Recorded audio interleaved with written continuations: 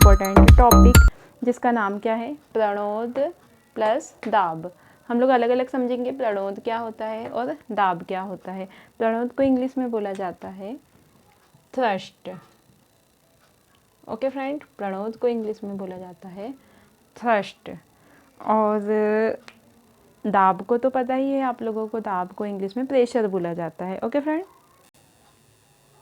तो इस टॉपिक को पढ़ने से पहले हमें थोड़ा सा इसका बेसिक नॉलेज ये पता होना चाहिए कि ये जो प्रणोद और दाब है ये किसका गुण है, किसकी मैकेनिकल प्रॉपर्टीज़ हैं। ओके, तो ये सब आती है द्रव्यों की मैकेनिकल प्रॉपर्टी के अंतर्गत हम लोग प्रणोद और दाब को पढ़ते हैं। इसके अपोजिट अगर बात करें ठोसों के यांत्रिक गुण या ठोसों की मैकेनिकल प्रॉपर्टी की, तो उसमें आता है प्रत्यास्थता और जो विकृति है, प्रतिबल, ये सब हम लोग किस में पढ़ते हैं, ठोसों के यांत्रिक गुण में। और ये जो प्रणोद और दाब वाला टॉपिक है ये आता है द्रव्यों के यांत्रिक गुण में। ओके फ्रेंड्स, तो चलिए स्टार्ट करते हैं। ये जो वर्ड है प्रणोद, ये आया कहाँ से, मतलब इसका मतलब क्या है। तो आप लोगों ने कभी सोचा है कि जैसे ऊंट रेगिस्तान में इतनी आसानी से क्यों दौड़ लेता है। सेना का जो टैंक होता है उसका भार 1000 टन से भी अधिक होता है, फिर भी वो चैन पर टिका होता है, वो कैसे। और कोई ट्रक या बस के टायर अधिक चौड़े क्यों बनाए जाते हैं, और जो काटने वाले औजार होते हैं उनकी धार तेज ही क्यों होती है। तो ये सब क्वेश्चंस जो हैं इनके आंसर हमें कैसे पता चलेंगे, जब हम प्रणोद और दाब को अच्छे से समझ लेंगे। ओके फ्रेंड्स, तो चलिए स्टार्ट करते हैं सबसे पहले प्रणोद की डेफिनेशन से। ओके, तो फ्रेंड्स देखते हैं प्रणोद की डेफिनेशन। किसी सतह के संपूर्ण क्षेत्रफल पर लगने वाले कुल लंबवत बल को प्रणोद कहते हैं। ओके, लंबवत बल बोले तो लंबाई के अनुदिश, जैसे ये मार्कर है, मार्कर से मैं इस बोर्ड पे बल लगा रही हूँ। ओके, तो मैं बल कैसे लगा रही हूँ, लंबवत, तो इसी को क्या बोलते हैं, प्रणोद। ये दाब से मिलता जुलता होता है, लेकिन प्रणोद एक अलग चीज़ है और दाब अलग चीज़ है। अभी हम इसको डेफिनेशन से अलग अलग अंतर के थ्रू समझेंगे। ओके, तो अभी के लिए इतना समझिए आप लोग कि किसी सतह के संपूर्ण क्षेत्रफल पर लगने वाले कुल लंबवत बल को प्रणोद कहते हैं। और प्रणोद जो होता है, किसी वस्तु पर लगने वाले प्रणोद का परिमाण उस सतह के क्षेत्रफल पर निर्भर करता है। ओके, ये जो है मोस्ट इम्पोर्टेंट लाइन है कि किसी वस्तु पर लगने वाले प्रणोद का परिमाण उस सतह के क्षेत्रफल पर निर्भर करता है। परिमाण मतलब जो मीटर होता है और सेंटीमीटर हो गया, जो भी यूनिट होते हैं, जैसे हम अगर लिक्विड की बात करेंगे तो लीटर, और भी जो यूनिट है, तो जो भी सतह होती है उस सतह के क्षेत्रफल पर निर्भर करता है। मतलब वह सतह कितने मीटर लंबी, कितने मीटर चौड़ी है। ओके, और जैसे हम किसी लिक्विड की बात करेंगे तो उसका आयतन कितना लीटर है। ओके, ये सब चीज़ें। अब प्रणोद का एसआई मात्रक देखते हैं। प्रणोद का एसआई मात्रक देखते हैं। प्रणोद का एसआई मात्रक क्या है, तो न्यूटन। जो बल का मात्रक होता है वही प्रणोद का मात्रक होता है। ओके, ये छोटे छोटे क्वेश्चन है, लेकिन एग्जाम के पॉइंट ऑफ व्यू से बहुत इंपॉर्टेंट क्वेश्चन है, इसलिए फ्रेंड्स आप लोग इसे सीरियसली पढ़िए और याद रखिए। बल का मात्रक न्यूटन होता है और प्रणोद का मात्रक भी न्यूटन होता है। अब जब हम इसे किलोग्राम मीटर वाली डिजिट में लिखेंगे तो कैसे लिखेंगे, किलोग्राम मीटर प्रति सेकंड स्क्वायर। अगर आप लोगों को बल का मात्रक निकालते आता है तो आप लोग प्रणोद को भी ऐसी यूनिट पे निकाल सकते हो। बल का हम लोग कैसे निकालते हैं, एक बार यहाँ पे रिवीजन कर लेते हैं शॉर्ट।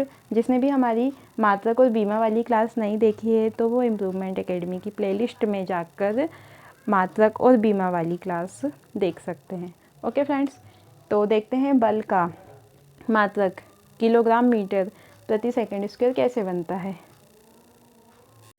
तो फ्रेंड्स, फिजिक्स में अगर हमें किसी भी राशि का मात्रक या बीमा बनाना है तो उसके लिए हमें क्या पता होना चाहिए, फॉर्मूले।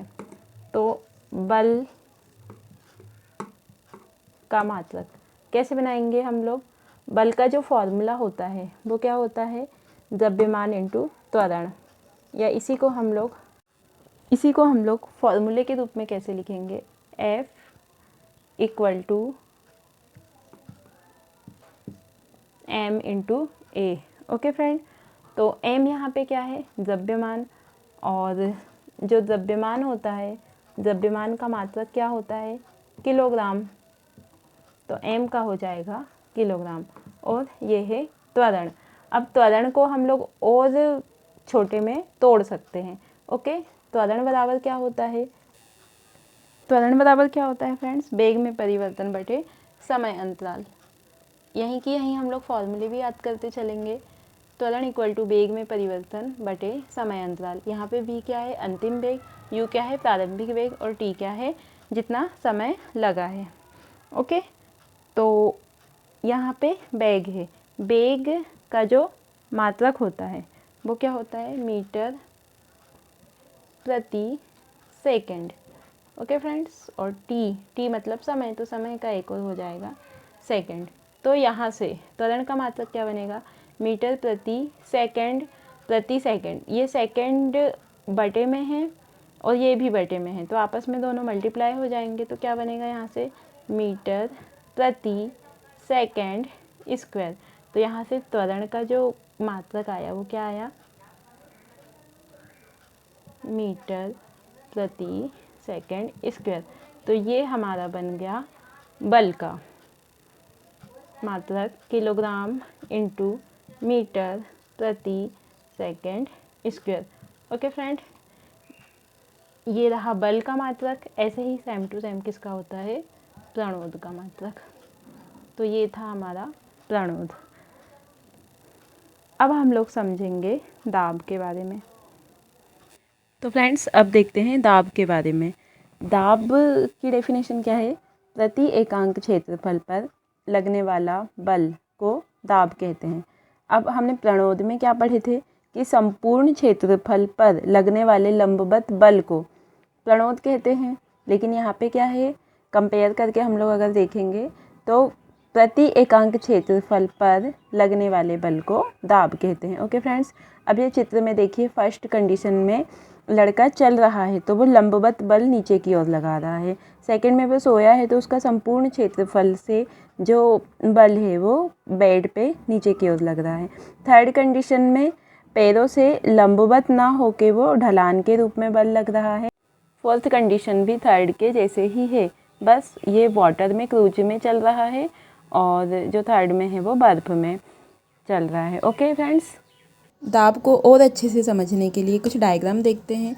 जैसे कि एक लड़का यहाँ पर स्विमिंग कर रहा है। ओके, तो इसने अपना जो क्षेत्रफल है इसको बढ़ाया है, जिससे पानी में इसका दाब कम लग रहा है। ओके फ्रेंड्स, ऐसे ही सेकंड जो एग्जांपल है, इसमें जब कील ठोकी जाती है तो कील का क्षेत्रफल कम होता है, क्षेत्रफल कम होने से दाब अधिक हो रहा है।